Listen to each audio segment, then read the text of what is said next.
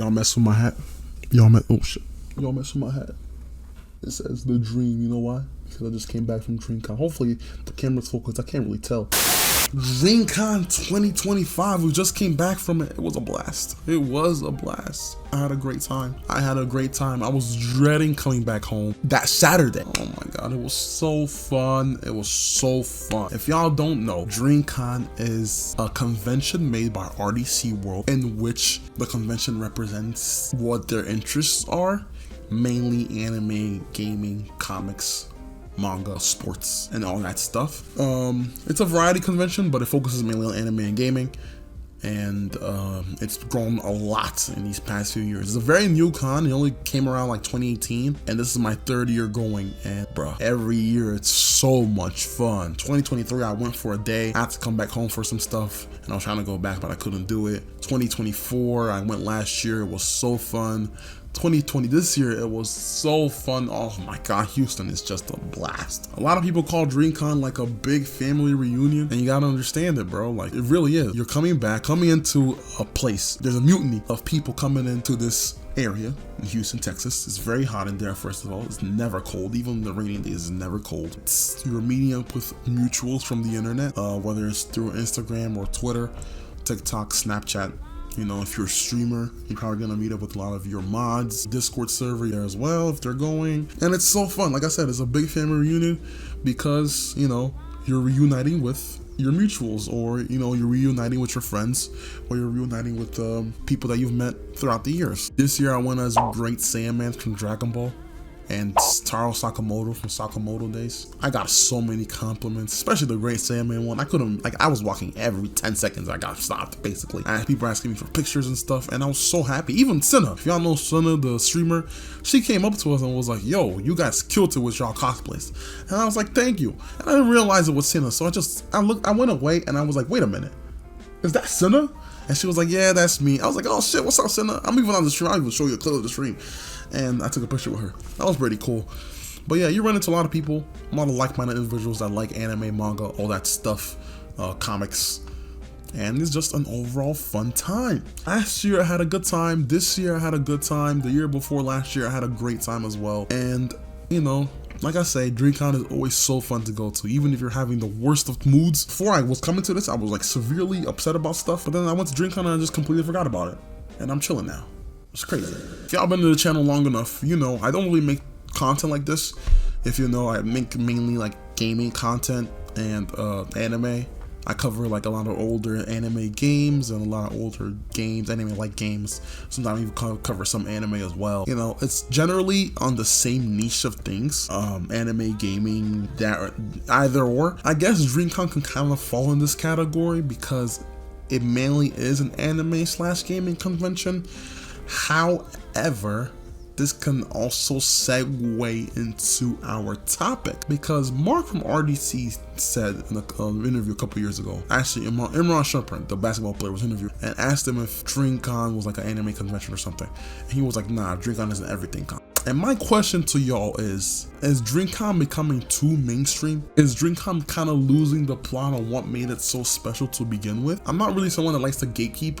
However, a lot of the attendees kind of felt the same way as I did this year when it comes to a little bit of the haps that I had a problem with. My main issue was the up and coming streamers. I wouldn't say like the big ones like Senna or Agent, but more so like the smaller streamers. Quick disclaimer, y'all. I kind of worded this kind of wrong. I did say a lot of the small streamers were being annoying, which that is kind of true. A lot of them were kind of in the way, but I want to say this is mainly for people that aren't really about the geek culture, and not really there to help Dreamcon as a brand. Mainly like that's why I said like the smaller streamers, or the streamers that really don't care about the culture but just want to be there because everyone else is there. That's what I meant to say. Don't take offense if I said small streamer, if you fall in that category. I'm a small creator myself, so you know, this is just me looking out. the ones that had their cameras or whatever recording everything. I don't know. It's an iffy topic because, you know, Dreamcon, I always invite everyone to go to Dreamcon even if they're not a fan of anime. Just because if you're in that nerd space, you're gonna find people like you who also are into that nerd space. However, I did believe this year had a lot of streamers, and there is a reason for that. A lot of like people IRL streaming. There is a very good reason for that. Actually, there's two reasons for it. The main reason was Streamer University. You know, if you don't know, Streamer University was the big Streamer University event that Kaisna held last weekend or 2 weekends ago. Basically inviting a bunch of creators and some big ones, put it in like a college setting and have them learn about streaming and also like record them for content. That really boosted the IRL streaming, you know, lifestyle. And also Dreamcon themselves actually promoting IRL streaming in a way. If you guys don't know, on Twitch, Dreamcon actually had their own little sub channel. So if you clicked on the Dreamcon sub channel, not only would it show their stream, but also people streaming with that Dreamcon sub channel. And it's a good way for people that are in Dreamcon to see your stream. Well, it's a kind of like a win-win situation for the streamers and for Dreamcon themselves. It's good PR and it's good brand awareness, or good brand awareness for Dreamcon. And it's also a way for, you know, the smaller streamers to get some sort of audience, because, you know, it's narrowing it down to just Dreamcon so people can give you a chance on your streams and stuff, which is really cool. However, I thought it was pretty excessive, especially with how rude some of them were. This is gonna happen to me, but I heard this from someone that went this year. Basically, she was, I don't know where she was cosplaying, but she was cosplaying a character that I guess showed their curves. And that's a lot of like superhero female characters. So, you know, somebody came up to her and I think he was streaming and he wanted to take a picture with her. So he took a picture with her and then he asked her to do a 360 and to like basically like show her butt to the picture so he could take a picture of it. Oh my god, it's even hard to say it myself. Oh my god, that's so cringe. Not only is that like sexual assault, Lowkey, but like, oh, sexual harassment, excuse me. But that's also, you're scaring the hoes away. Oh my god. Like, that is crazy. Why would you even try to do something like that, dog? What the fuck? What came over your head? A camera made you do this? Ugh. Ay, Dios mío. But yeah, so that happened. But that's not the only instance of like IRL streamers being weird. A lot of them apparently, I think this kind of happened to me too. Like I would walk into like their stream and they were trying to record something, and I would walk in between their stream and they'll start yelling at me or something. I'm like, bro, you gotta understand, like you're not like, even like the big streamers don't really care. I don't know why you're tripping over this. So yeah, the plethora of IRL streamers coming in. But I think the biggest talking point negative is DDG and his situation. So if you guys don't know, DDG, also Doodoo Garbage, he was at Dreamcon this year. He was supposed to play in the basketball game, but they revoked his invite because of his whole situation with Halle Bailey. I've been preached, I'm not gonna go over it too much, but you know, it involves abuse, and so because of that, they revoked his invitation. He still ended up coming to Dreamcon. I mean, I would have just banned him outright, but he still ended up coming to Dreamcon just by himself. I don't know who invited him, but he just ended up coming because I guess everybody else was here. And I think a fan, or not a fan, but someone, a heckler, came into like the crowd, came up to him and called him Doodoo Garbage. And then DDG asked his brother to check him, and then a huge fight started happening. And I was like, oh my goodness, like what is going on here? Like, these are not the vibes you're trying to bring to this convention. You're supposed to be bonding over anime, but when you don't know anything about anime, this is what happens. So that fight happened, it was crazy, and Dreamcon then ended up banning the dude that called him Doodoo Garbage. I feel like they should have banned DDG from the get-go, even before this happened, because of the whole situation. A couple of years ago, the same thing happened with Heavenly Controller. He had like sexual assault allegations, and he was banned outright. And then Long Beach Griffey, who didn't have those allegations, but was very supportive of Heavenly, also got banned. Those two got banned, but DDG didn't. I don't know. I just feel like give them all the same punishment. I wouldn't want someone like DDG to be my thing, especially if it's something like this. But I didn't like DDG even prior to that. The next thing that happened that was really wild was the girl that went to Meg's booth. So Meg was there this year for Dreamcon, and You know, it was a huge deal. Getting someone as big as Meg Thee Stallion, they've been trying to get her for years. She perfectly fits the theme. She's an anime fan, she's a gamer, she's black, and with the amount of women and femmes that go into this convention, it's something that, you know, can make them feel, I guess, proud of like being a female cosplayer, because, you know, they get a lot of abuse. So, you know, it's cool. It's very nice to see someone as big as her come into this convention and support it. Now, there was a little bit of drama before this happened, with the whole liking of the comments by accident and all that, but you know, I think that was kind of blown over the water, but I understand if she would be upset about it. I would too if I was in her situation. But she ended up coming anyways. She was here on Friday. She was there on Friday, and it was very fun to see her live and interact with all the cosplayers and tell us about all the stuff that she has planned, because Meg is like huge. This streamer actually went to her booth, right? This was after Meg left. Meg had a booth to promote her new tequila, and it was there all 3 days. Meg was only there that Friday. And this streamer, a female streamer by the way, went up to her booth asking like the servants, not servants, but like the workers there, like, hey, what is this about? And she did basically like, yeah, this is Meg's tequila, it's brand new, blah, blah, blah, this and the third. And the girl was like, yeah, nah, it's free Tory all the way. So you went to a Meg panel knowing you think you support that man, and you were like, oh, nah, it's free Tory. What? Then she walks away, right? Because she's probably afraid of confrontation. And then she turns around and is like, yeah, nah, it's free Tory. Again!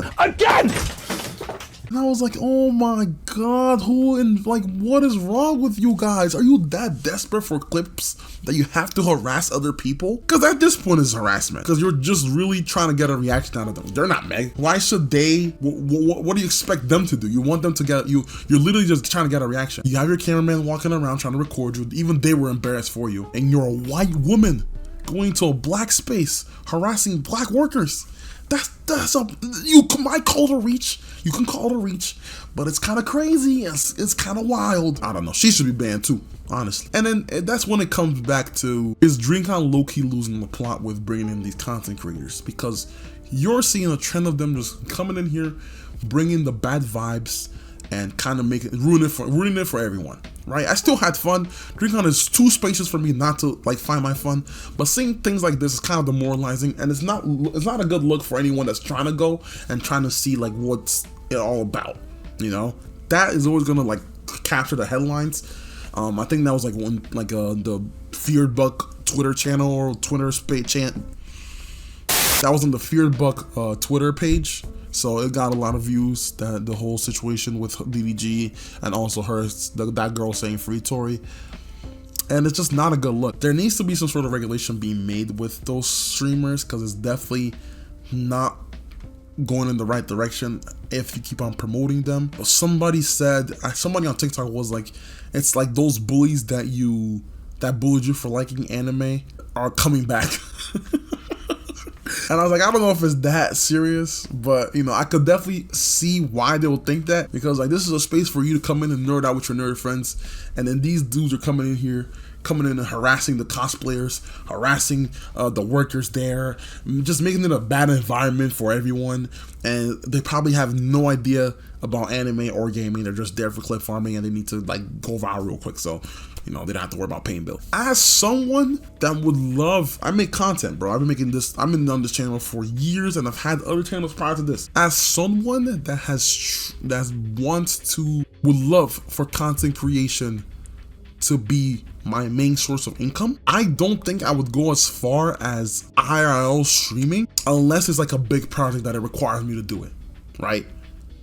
Or I'm at a level like a Senna or Agent, or like on that level where like, you know, everything I do kind of low-key has to be a stream. But even so, I don't know if I'd even go that far. You know, I'm not really mad at them for streaming, because that's their job, and it's kind of cool to see yourself on those streams because they're big people. But like the smaller ones have to understand you're not at that level, and you can't just be mistreating people. And DDG, he should be banned. So you can see why people would be upset about it. I'm not the only person that feels that way. I kind of would love it for them to like hoard some sort of rules for these streamers, maybe. I don't know. Or maybe let's cut down the Wi-Fi. Cut down the Wi-Fi. Make it inaccessible for them. What are they gonna do? But I don't know. I don't know. They have to figure something out, because at this rate, it's gonna look like a Streamcon, and that's the last thing that people want it to be. They want this to be Dreamcon and not Streamcon. So you gotta make sure you're doing the right thing and getting in the right vibes. Other than that, though, like I said, I did have a lot of fun this year, the year before, and the year before. Every time I go to Dreamcon, I always have a blast. And even if I don't know what I'm doing, I'm just following the vibes. I'm just going where the wind takes me.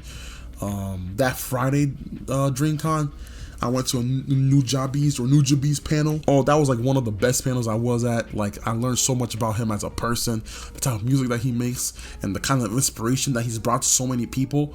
Like, I'm a big Nujabes fan, and seeing people that are into him as much as I am in that panel is so refreshing, because I feel like around here, it's like I'm the only one that knows. Like, I'm not trying to sound different, but like, it's not, I can't talk to that many people about him and have a proper conversation, because I just don't get it. But you know, going to that panel and seeing all these people that were interested in him as much as I was very, very cool. Learning about him a lot and talking to people that have actually talked to people close to him before he passed was very, very cool. Bay Brigade, that was like the versus panel with the, you know, genre of music that you had to play. That was always so fun. It's like a kickback party, you know what I'm saying? Like, it's always so fun going to that one. I told people, I was like, y'all, I went to Bay Brigade last year. That was literally the best panel. Come to this year. It's definitely getting the recognition it deserves. That was a blast. The Meg panel was obviously great, you know, her meeting the cosplayers and stuff, and you know, we're seeing more, like, I mean, Meg is a very expressive girl, but like, you know, seeing her in real life is crazy. Like, it's just wild. I met so many like big content creators I look up to. Like, Cinna was there. I don't really watch too much Cinna, but like, you know, the fact that she was there and took a picture of us with us and acknowledged our cosplays was kind of cool. You know, I met Syriax and Rhyme.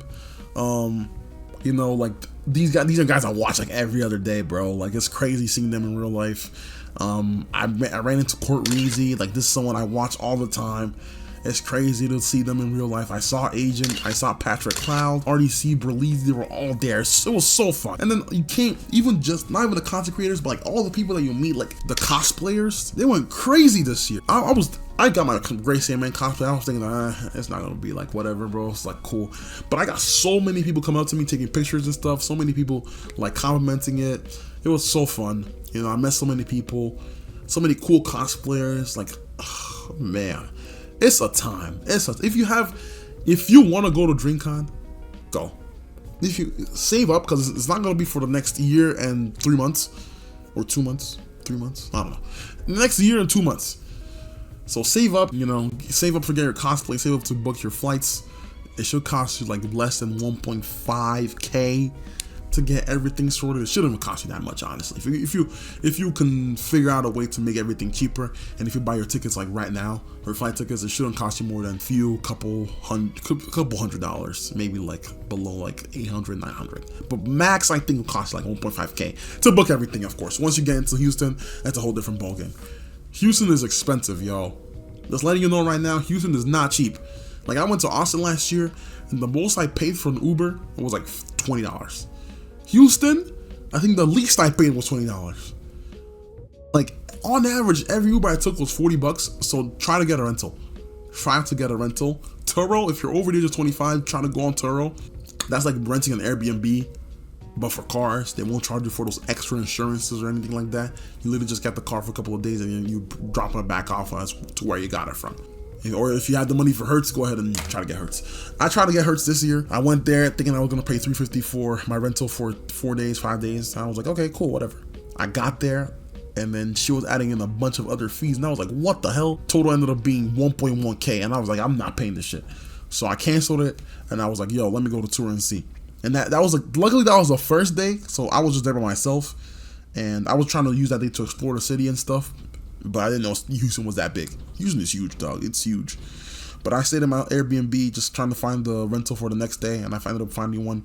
Crazily enough, the rental that I had is literally the car that I own. I have a Nissan Rogue, the exact same color. It's like a greenish beige, the exact same color.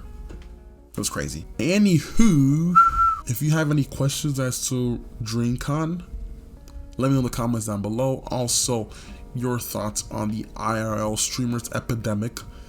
It's not just a DreamCon. I feel like I'm seeing them a lot more just in general. Like I went to a gas station like in Houston. I saw somebody live streaming themselves going to the gas station. I was like, who's consuming this content? What's going on here? If you let me know your thoughts in the comments down below about these IRL streamers.